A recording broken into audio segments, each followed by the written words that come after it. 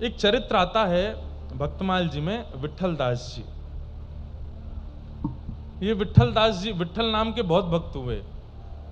श्रीमद् वल्लभाचार्य जी के पुत्र भी विट्ठल हुए, हितरवंश महाप्रभु के शिष्य भी विट्ठल हुए। पर ये विट्ठल जी अलग हैं। ये मथुरा के एक चतुर्वेदी ब्राह्मण थे विट्ठल। इनके पिताजी जो थे वो राजा के कुल पुरोहित थे। पिताजी और चाचा जी दोनों कुल पुरोहित थे। तो इन्होंने बाल्यकाल में एक दिन क्या देखा कि इनके पिता और चाचा दोनों लड़ रहे थे आपस में। किस बात पे लड़ रहे थे? बोले राजा ने उत्सव के बधाई के रूप में कुछ दक्षिणा दी और कहा आधा आधा कर लेना, और उसके आधे आधे के चक्कर में दोनों में लड़ाई हो गई। इतनी लड़ाई हुई कि बस पूरा मोहल्ला इकट्ठा हो गया, परिवार इकट्ठा हो गया, कोई रोकने टोकने नहीं आया। लड़ते लड़ते एक स्थिति पर दोनों ने एक दूसरे के प्राण हरण कर लिए। और इन्होंने बाल अवस्था में वो देखा कि मेरे पिताजी और चाचा दोनों संपत्ति के पीछे लड़ करके मर गए। बोले संपत्ति के पीछे मैं नहीं भागूंगा, जिसने मेरे पिता और चाचा के प्राण हरण, ये तो संसार का सर्वनाश करता है। लाला को जगा दो। नहीं, भजन ही कर रहा। हाँ लाला, ताली से भजन चल रहा है। थक गए होंगे बेचारे। अब तुम सामने ही बैठे तो हमको नींद आ रही तुमको देख। कोई बात नहीं, हाँ चलता है। पर सोने वाले पीछे वाली सीट पर बैठते हैं, आगे वाली पर नहीं। वो बेचारे स्कूल के कॉलेज के बच्चे हैं, कहीं से पढ़ा के आए होंगे, थक गए होंगे। बोले दिन भर तो टीचर पढ़ाते हैं, शाम को ही महाराज जी पढ़ा रहे हैं। एक कैमरा वाले भैया क्यों दिखा रहे हो बेचारे को? नहीं देखे, तुम नहीं देखे हो, संग में 4 दिखे। अब लोग ढूंढते रहेंगे चारों में से कौन सा सो रहा था। क्या बता रहा था मैं? विट्ठल जी। तो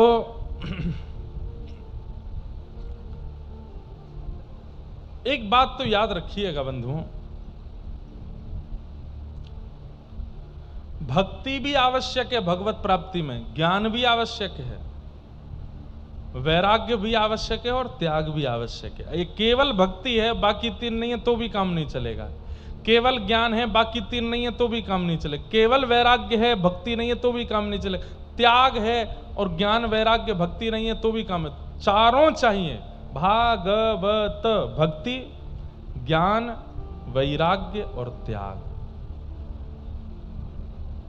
जिसमें त्याग हम लोग अधिकतर करते नहीं। हमारी दीक्षा में 5 संस्कार होते हैं। तो 5 संस्कार में पहले तप्त 2 मुद्राएं, यहां गर्म मुद्राएं दी जाती, शंख चक्र।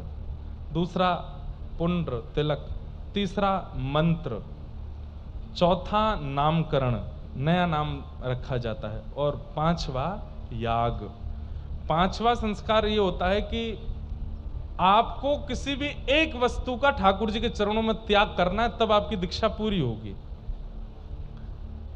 तो एक बालक अभी नासिक में मिला मुझे बोला महाराज जी साल भर हो जाएंगे जुलाई में मेरी दीक्षा को। मैंने कहा अच्छा, पर मैंने एक वस्तु का त्याग किया था जब दीक्षा हुई थी। मैंने कहा अच्छा, पर वो कभी कभी मेरे साथ हो जाती है, मैं क्या करूं? मैंने कहा नहीं होनी चाहिए। त्यागा क्या था ये बताओ? तो बोला चावल। मैंने कहा वाह बहुत बढ़िया। मैंने कहा कोई त्यागने की वस्तु है? अरे हमने कहा था वो त्यागो जिससे तुम्हारा व्यवहार बिगड़ रहा है, वो त्यागो जिससे तुम्हारे विचार बिगड़ रहे हैं, वो त्यागो जिससे तुम्हारा स्वरूप बिगड़ रहा है संसार में। मैंने कहा ऐसे तो कोई चाय त्याग देगा और कोई क्या कहते हैं, बोले मैंने किसमिस त्याग दी। चलो, अरे कौन सी बड़ी त्याग कर दी भाई, किसमिस छोड़ के कुछ बड़ा थोड़ी किया। चलो मैंने बादाम त्यागे। बादाम, किसमिस, चावल, चाय, कोल्ड ड्रिंक, ये कुछ ठीक है नहीं, उनको सीमित होनी चाहिए। पर भक्ति के लिए तुम ठाकुर जी की प्राप्ति के लिए चावल त्यागोगे, रोटी त्यागोगे, सब्जी त्यागोगे? अरे नहीं, इससे अच्छा दुर्व्यवहार का त्याग करो। फिर हमने उसको समझा। मैंने कि भाई चकाचक चावल पा। मैंने जगन्नाथपुरी जाएगा क्या पाओगे, वहां तो महाप्रसादी मिलता है। लेकिन त्याग बहुत जरूरी है। एक वस्तु का त्याग करो। हाँ, एक त्याग है पोशाक। मैं जीन्स नहीं पहनूंगा, मैं टी शर्ट नहीं पहनूंगा, मैं धोती बगलबंदी ही पहनूंगा। हमने त्याग दिए थे आज से 10 साल पहले, आज तक नहीं पहने। रात्रि में कभी कभी खेलने जाते हैं तो टी शर्ट पहन लेते हैं, लेकिन नीचे धोती ही पहनते हैं। जीन्स नहीं पहनी आज तक, कभी पैंट नहीं पहनी। कोई नहीं बता सकता कि महाराज जी ने यहाँ पे पैंट जीन्स पहनी हो, नहीं पहनते, त्याग दिया। और कभी जबरदस्ती कोई पहना भी दे तो ऐसा लगता है मेरी नाक दबा दी हो। मतलब मुझे ऐसा लगने लगा है कि मैं रोम रोम से श्वास लेता हूं, और जीन्स पहन लेते हैं तो ऐसा लगता है अब यहां से तो श्वास ही नहीं ले पा रहे हम ऐसा लगता है नाक घुट गई हो। अब वो त्याग एक बहुत बड़ा त्याग है। क्यों? समाज, संसार और सब लोग आपको देख करके टोक सकते हैं, अरे भाई आजकल ऐसे ही रहते हो, बने रहते हो। पर यह भी इतना बड़ा त्याग नहीं है। त्याग दुर्व्यवहार का, दुर्विचार का। विट्ठल दास जी ने त्याग कर दिया संपत्ति का। बोले जो संपत्ति मेरे परिवार को नष्ट कर रही है वो संपत्ति के पीछे मैं नहीं भागूंगा। और एक बात बताऊं, आप सब इनको जानते हो विट्ठल दास जी को। क्यों? इन्होंने एक प्रसिद्ध कीर्तन की रचना की जिसको पूरा विश्व गाता है।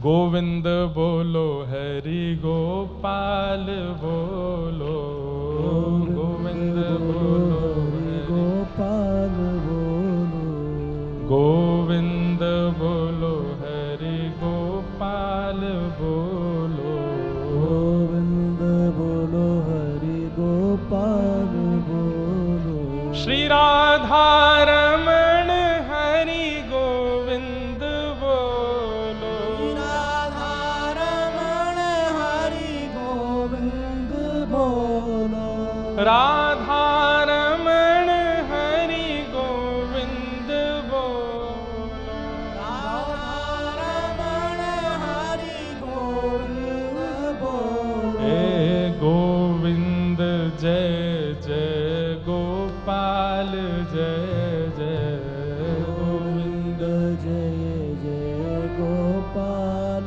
जय जय। श्री राधा रमण हरि गोविंद जय जय, राधा रमण हरि गोविंद जय। इस कीर्तन की रचना इन्होंने की जिनका चरित्र आप सुन रहे हो, श्री विट्ठल जी। बाल अवस्था में घर की स्थिति देख के घर छोड़ दिया, एकांत में रहने लगे। इनके पिताजी के गुजर जाने के बाद तो राजा बोले कि भाई हमारे कुल पुरोहित पधार गए। बोले हाँ, तो उनके पुत्र को आना चाहिए कुल पुरोहित पदवी पर, वो क्यों नहीं आता? बहुत सैनिक भेजे लेकिन नहीं आए। अंत तो गत्वा उन्होंने कह दिया भाई मुझे वो संपत्ति नहीं चाहिए जिससे मेरे घर के ही लोग पधार गए थे। वो संपत्ति सुखदायी कैसे हो सकती है जिससे इतने बड़े विवाद हो जाते हैं? मेरे पास तो हरिनाम संपत्ति है, मैं उसी में ही राजी हूं। राजा ने फिर बहुत प्रार्थना की तो आपने कहा मैं कुल पुरोहित कर्म करने नहीं आऊंगा, दक्षिणा लेने नहीं आऊंगा, सत्संग सुनना हो तो मुझे बुला लो। तो राजा ने इनको बुलाया। कहते हैं कि मंत्री महामंत्री ये लोग बड़े दुष्ट थे। इन लोगों ने, राजा ने तो कह दिया वो आ रहे हैं सत्संग सुनाएंगे, व्यवस्था करना बढ़िया वाली। मंत्री लोगों ने छत पर व्यवस्था कर दी, क्योंकि वे लोग जानते थे कि वो कीर्तन खड़े होकर के करते हैं, और जब कीर्तन करते हैं तो खूब तेज नाचते हैं, आंख बंद करके नृत्य करेंगे, छत से गिर जाएंगे। बहुत ख्याति हो रही है आजकल उनकी। जब गए विट्ठल दास जी, छत पर कीर्तन हुआ और यही गोविंद जय जय गोपाल जय जय, श्री राधा रमण हरि गोविंद जय जय गाते गाते गाते गाते आप इतनी द्रुत गति से नृत्य किए। अच्छा, जब ये कीर्तन करते तो बाकी लोगों के भी नेत्र बंद हो जाते। नृत्य करते करते अचानक से कीर्तन की ध्वनि आनी बंद हुई। सबने आंख खोल के देखा तो थे ही नहीं, झांक के देखा तो छत से नीचे गिर गए, खून खून हो गया पूरा शरीर। वैद्य आए, हकीम आए, सबने आकर के देखा प्राण चले गए। राजा ने सबसे क्षमा मांगी, लेकिन सब लोग कहने लगे, बोले राजन आपने बुलाया था, ऐसी व्यवस्था क्यों की छत पर? गिर गए हमारे स्वामी, पधार गए। आपने कहा मुझसे गलती हो गई, अब इसका मैं क्या करूं। तो माँ, उनकी जो विट्ठल जी की माँ थी, वो घर पे तो रहते नहीं थे, पर वो आई थी कीर्तन में, वो रोने लगी, मेरे तो पति भी चले गए, बेटा भी चला गया, अब क्या करूंगी, किसके सहारे रहूंगी। तो राजा ने कहा, माँ आपके शेष जीवन में जितना धन लगेगा सब राजकोष से आएगा, और अभी के लिए इतनी संपत्ति मैं आपको दे रहा हूं, मेरे राज परिवार में ये घटना हुई है, इसका पूरा दंड मैं अपने ऊपर लेता हूं, ये लीजिए धन। खूब सारा धन धान्य दे दिया। विट्ठल जी का ब्याह भी हो गया था, उनकी पत्नी भी रोने लगी, मेरे भी पति चले गए, उनको भी धन दे दिया। लौट करके जब विट्ठल जी का शव लेकर के आए, एक व्यक्ति वहां बैठा था जो विट्ठल जी के संग कीर्तनों में जाता था, उसने कहा, मुझे लगता नहीं है कि इनके प्राण गए हैं। तो सबने कहा, अरे चले गए भाई प्राण, ये तो ऐसे ही बोल रहे हैं, तुम अर्थी लगाओ, वहां पर शमशान में व्यवस्था करो।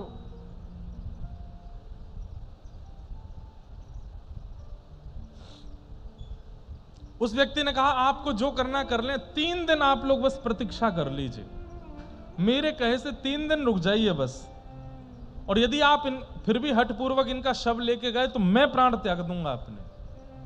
सबने कहा ठीक है। 3 दिन तक उनका शव रखा, गोविंद जय जय, गोपाल जय जय, राधा रमण हरि गो, इसी का कीर्तन करते रहे। और 3 दिन बाद वो उठ गए, उठ करके बैठे, अपना सिर पकड़ करके थोड़े बोले, ये इतनी तेज दर्द क्यों हो रहा है। और घर परिवार के सब लोग देख करके रोने लगे, अरे हमने तो सोचा आप पधार गए और ऐसा हुआ ऐसा हुआ। उस व्यक्ति को बुलाया, बोले क्या हुआ था, सब बताया। तुम ऐसे छत से गिर गए थे, उसके बाद? बोले उसके बाद हम तुम्हारा शव ले आए, तुम्हारी माताजी तुम्हारे मरे का सारा धन ले आई, पत्नी भी ले आई, कि तुम चले गए हो, तुम्हारे बाद उनका निर्वहन कौन करेगा। उसी समय अपनी माताजी और पत्नी दोनों का त्याग कर दिया। बोले कि आपको जिस वस्तु की आवश्यकता है उसके पास रहिए, मेरी आवश्यकता नहीं थी, मेरी आवश्यकता केवल इसलिए थी क्योंकि मैं रोटी खिला रहा हूं, मेरी आवश्यकता इसलिए क्योंकि मैं घर चला रहा हूं, और इससे बड़ी मेरी आवश्यकता कोई नहीं है। कान पकड़ के क्षमा मांगते हुए हम आप सबसे निवेदन करते हुए ये बात कह रहे हैं, व्यक्ति के चले जाने पर व्यक्ति गया इसलिए कम रोया जाता है, उससे जो जो फायदे परिवार को थे उसके लिए ज्यादा रोया जाता है। कितने स्वार्थी हैं संसार के लोग। और विट्ठल दास जी को वो बात पता चल गई थी कि बहुत स्वार्थ है इस संसार में। उस समय तो परिपूर्ण रूप से अपने परिवार, पत्नी, माताजी सबका त्याग कर दिया, और जो थोड़ा बहुत उनके पास भी धन था वो भी दे दिया। बोले लो राजकोष से तो तुम्हारा आएगा ही इतना, ये मेरा भी रखो। सब छोड़ करके विट्ठल दास जी चले गए। उनका कीर्तन इतना प्रिय लगा कि इसी कीर्तन को गाते गाते गाते गाते गाते एक दिन ठाकुर जी उनको मिल गए और अपने निकुंज में लेकर के चले गए। गोविंद जय जय, गोपाल जय जय, राधा रमण हरि गोविंद जय जय। बंधुओं, बुरा नहीं मानिएगा, हम कथाकार हैं, हम भी परिवार में रहते हैं, हम भी गृह गृहस्थी सब चीज का पालन करते हैं, पर किंचित कहीं ना कहीं चित्त को वास्तविकता पता है, सत्य पता है कि इनका क्या संबंध है, ये मेरे साथ क्यों है, ये यहां क्यों है, ये क्यों है, और इन सब का कार्य क्या है, सब कुछ पता है। और सब कुछ पता होकर के निर्वहन कर रहे हैं, बस निभाते हुए चल रहे हैं। यही होना चाहिए एक साधक का जीवन, एक वैष्णव का जीवन, एक भक्त का जीवन। उसको सब सत्य पता होना चाहिए, और पता होते हुए बस उसमें कैसे बोल दूं तो अटपटा लगेगा, नाटक कैसे करना, बस नाटक करके चलो, नाटक करना। ये बात यहां से बाहर अगर कह दूंगा तो कंट्रोवर्शियल हो जाएगा, लेकिन वास्तविकता यही है कि हमको नाटक ही करना है। यहां पर संसार के साथ वही नाटक करते हुए चलना है, वास्तविकता नहीं। वास्तविकता तो केवल ठाकुर जी, केवल श्याम सुंदर, केवल उनके सामने वास्तविक, बाकी सबके सामने नाटकबाज बन जाओ।